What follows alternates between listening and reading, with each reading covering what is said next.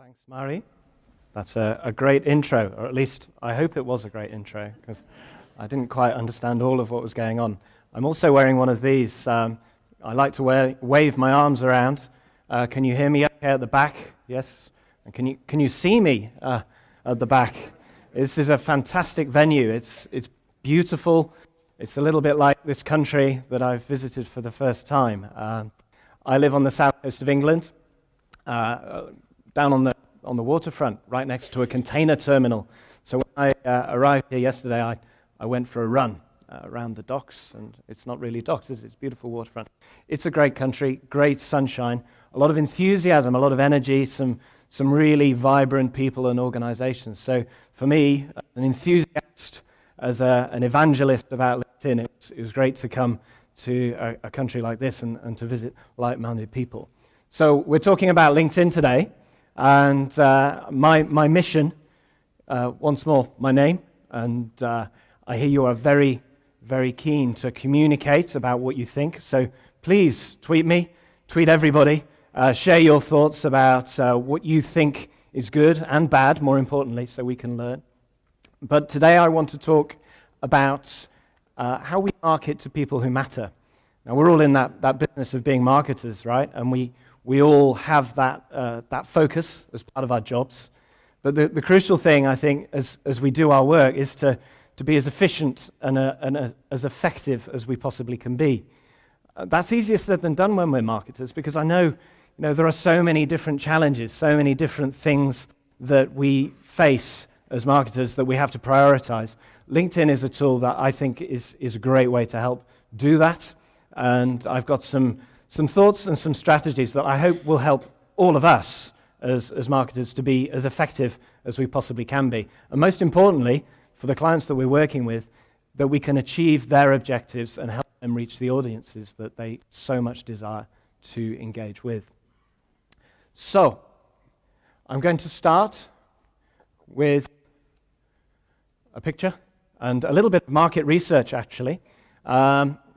We talk about data a lot at LinkedIn, and how about we begin with a little bit of research about how we're using LinkedIn here. If we talk about what people use LinkedIn for, we'll start with the basics. Who here has a LinkedIn account?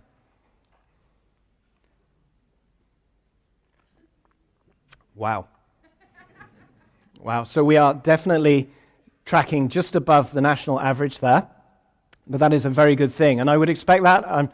What about what we're using LinkedIn for? I'm thinking about jobs. Who's looking for jobs on LinkedIn? Okay, if your boss is in the room, put the hand down quickly.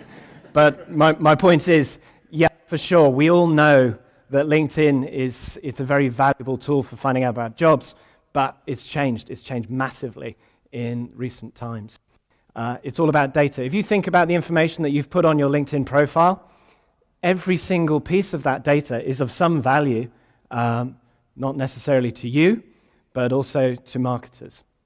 And how we use that data is absolutely key in terms of delivering results when we think about marketing. It's good for two reasons. If you think about the data you put there, it's first-party data. It's reflecting what you are and what you do. It's accurate because you put it there. It's also accurate because you're kind of held to account through your peer group. So if you say something that isn't true, people are going to call you out about that, right? So they're going to say, well, that's not quite the case. And so you are beholden. You are kind of forced into being very accurate in what you say about yourself. And the other thing that you do, because we all like to display ourselves nicely in the public domain, is it's recent. So it's accurate and it's recent. It's up to date.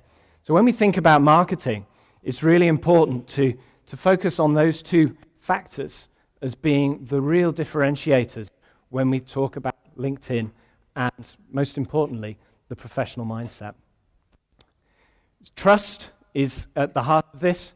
You trust us at LinkedIn with your data. Our clients trust us to help them with their marketing for all aspects of marketing, whether it's generating brand awareness, whether it's actually driving engagement through specific kinds of updates, content and content marketing, through to actually generating leads And so that trust works in both directions. And with something like 150,000 brands using LinkedIn for marketing purposes, you can imagine that that scale is starting to give rise to an interesting community in its own right. What we're noticing is a specific change in the way that we're interacting digitally, all of us here. If you consider how things have changed, how things have developed in the last few years, we call it like digital watering holes. If you can imagine, you have these vast expanses of digital landscape. But in each of those places, in that landscape, there are watering holes, places where we go. And some of these logos you will be very familiar with. If you want to go and hang out socially, you may go to Facebook or Instagram or Snapchat or places like that. You're going there to effectively spend time, and you're doing things there which are fun and entertaining. And sure, there is a great opportunity from a marketer's point of view to be there. If you want to go shopping, you might go to Amazon. If you're looking for something, then you might search and you might use Google, let's say. What about if you want to invest time as part of your daily routine and you're looking to be as effective as you possibly can be as a marketer? You want to find out about the latest topics and trends. If you want to actually find out about jobs, of course. And what if you want to find out about what the President of the United States of America is talking about? Well, maybe that's interesting. Or what about somebody who's an industry thought leader within the vertical that you happen to be working in? All of those tend to exist in one place. And so that's what we talk about as an aggregation of time in terms of the way that people are investing that time, and also in terms of the way that people are spending that time using these different apps. So it's probably fair to say, if you look at the apps on your phone now, there are probably only 4, 5, or 6 that you're regularly using. And that trend has an impact on the way that we do things. If you look at the community as a whole, sure, it's growing fast. I mean, it's 433 million people right now. We celebrated our 13th birthday last week, so you get a sense of the scale, the rate of change. If you look at the number of members joining per second, I think it's actually 1 every 2 seconds or something like that. If you look at the pace of growth in certain markets like China and India, of course, that's fast. But what does that mean for us as marketers? Well, number one, it gives us opportunity to target at scale. And you can see here some of the different kinds of audiences that may be interesting for us and how we may wish to engage with them, whether it's decision makers, looking at IT in particular. There's an enormous community there. The affluent, and when we're thinking about B2B, of course, these kinds of communities are incredibly important. What's changing is very much the way that people are interacting. We talked about jobs, and yeah, sure, that was where life began. But what we're seeing now is an enormous amount of content being produced and engaged with. And so the trick for us as marketers, of course, is to try and find the right ways to drive that engagement. So with the amount of content that is there, how do you differentiate? How do you stand out? How do you craft engaging content? Well, that's a big challenge in its own right. But what it also opens up is an opportunity. If you look at the number of long-form post writers, something like 2 million now, you can see that people are feeling much more empowered to write about matters that are close to them, and therefore to give some kind of relevance to their own industry, to their own day-to-day. But most importantly, it's about mobile. For the reasons that I just mentioned, mobile is increasing in terms of usage and the scale at which it's being used. And that trend is only going to continue. And not only that, we think it's going to accelerate for all the reasons that you might imagine. The lines between business life and professional life are changing. They're blurring. So when we talk about B2B, we're actually maybe talking more about B to professional, business to professional, and how that has an impact when we think back to those watering holes that we were talking about earlier.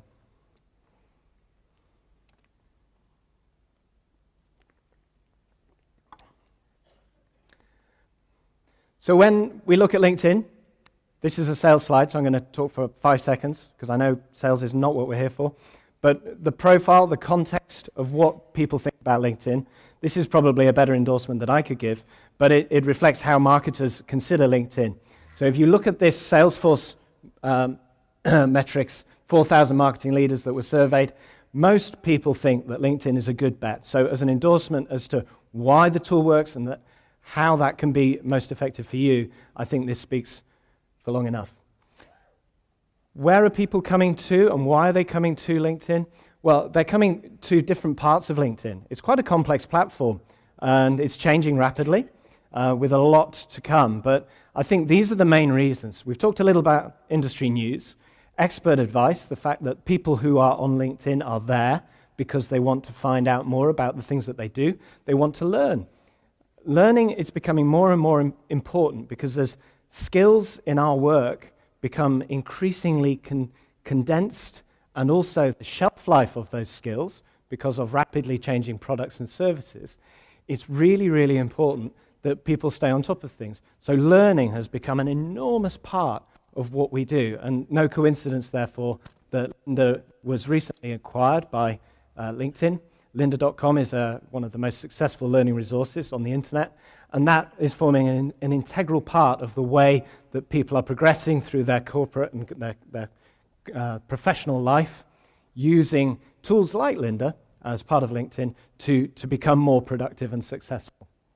Insights and recommendations through the communities that we all interact in, so groups, for example, as well as influencers, a very rarefied community of just 500 people who are handpicked from all over corporate life, as well as world leaders, thought leaders, who are committed and beholden to actually share information on a regular basis about factors and issues that are important to them. And for sure, they're important to us as well. Our way of doing things is like this. We work through a circle. We define at the beginning. We get very clear about what our objectives are. We then look at the targeting, which is very interesting for all of us, so we'll look at that in greater detail. Then we look at the engagement. How do we craft that engagement? How do we define the audience that we're looking at? And then how do we make sure that what we talk to them about is the right kind of conversation in the right place? So content marketing, best practice. And then we refine and we optimize. So we use the tools that we have to generate the data to show that the campaigns that we're doing are working in the way that we intended them to, going back to the point about how we define those goals.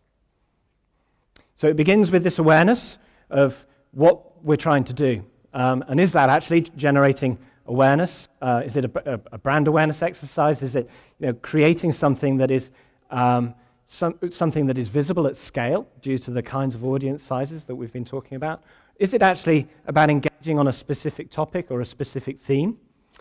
And then finally, is it about generating leads? Is it driving people to a certain action, to actually register for something, to commit to doing something? And then lastly, how do you mix that all together to create the right kind of content that is going to drive that to the right place? So we talk about targeting. The demographic data, the richness that comes there is really from all that first-party data we were talking about. Next, we can talk about interest-based targeting, the fact that we're looking at groups, membership, skills, and then all these other pieces. We have ready-made persona that offer the opportunity to actually engage with audiences that we already know about and we know in great detail. So that gives us, again, another opportunity to use best practice, and it's ready-made. And then lastly, we can bring in your own audience data. So isn't it fantastic to think about actually laying alongside our own configured targeting a whole list of companies that we want to target alongside that? So there's a tremendous power in those kinds of tools that we've got. And then we talk about the content. So where does it begin? Well, sure, it's the company page. Underneath that, there's the showcase page, and that the interrelation is very important. How do you actually bring those two pieces together, and how do you actually generate the right kinds of content? So showcase pages might be for a brand or a product or a sub-brand, and then the company page overarching that.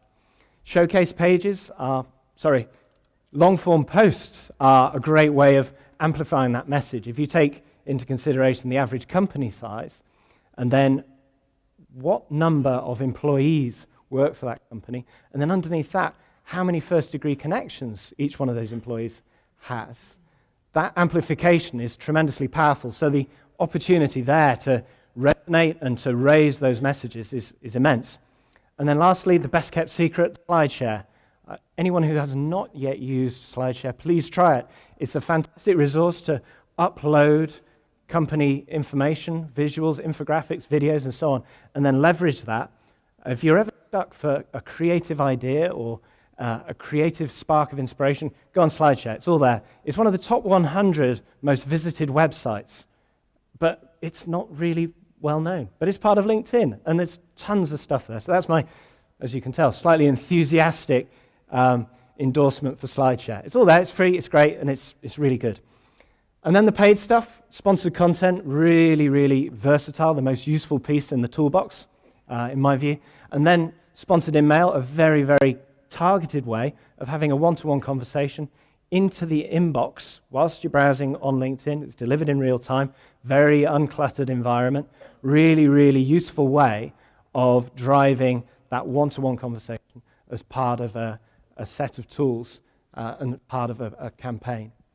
And then, of course, display. So the traditional advertising unit that you see in the right-hand rail, and more dynamic ads where you can actually put in great spotlight a member photograph, a company logo, and a call to action, and use that for a variety of different purposes in terms of driving people to specific activities. So that's a very quick run-through of the products. Then we measure, and we do that through data. Reporting, campaign reporting, a lot of information around how we optimize and we test. Without going into too much detail, again, it's about using that data to the best possible effect, and we have remarkable technicians and analysts who can help do that. Looking at Finland briefly, just go back, 900,000 members and growing fast. So this is the really important point to make. May not be the biggest market in Europe, but it is, without doubt, one of the faster growing. And for me, most interestingly, 28% more likely to stay up to date on industry discussions. So that tells you something about the mindset of the member. Definitely professional, definitely aspirational. People are wanting to find out more about what's going on, and that's, to some degree, a great credit to the way that people are using the platform here in this region. Top industries, well, information technology and services. Top function, sales. And then underneath that, more engineering and construction base. So again, quite interesting to see how people are engaging there. We talk a lot about always on, and I'm not going to talk a lot about it because time is against us, but to own this area is absolutely crucial if we're going to win the game of content marketing when we consider that the average business decision taken in a medium or large-sized company is taken by between 5 and 6 people. I think it's something like 5.6. But because of that, we need to have influence over as many different pieces of content as possible in order to influence that decision. So by owning these touch points through marketing, it's really, really crucial, and it gives us the best possible edge to achieve that. And then finally, just a comment, because this is the most important thing to know about today on sponsored content. The most versatile thing that you can use on LinkedIn that we as marketers should leverage to the absolute maximum. At one end of the scale, in parts of Africa and the Middle East, this is just about putting a display ad effectively into people's newsfeed, because the versatility comes from the fact that it is accessible across all different platforms, and mobile is increasingly important and is prevalent, in fact, in those regions. But for the more creative amongst us, and certainly in areas like this, it's about remembering the content. It's about remembering that you can target to a very high degree of precision, and you can configure that targeting. But secondly, you can reach people everywhere for the same reasons I just mentioned. And then lastly, you can grow by using the different kinds of structures within that sponsored content to achieve a variety of different marketing messages. So I'll leave you with this thought. By 2020, there will be 50 billion connected devices.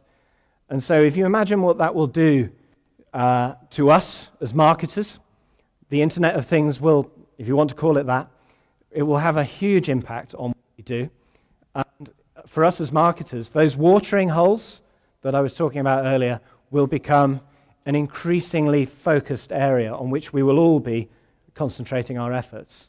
And so to think about that in the future is going to be something that will be a challenge for all of us, but I am convinced that with what we are doing right now and what we are planning to do in the future, we are well placed to do that.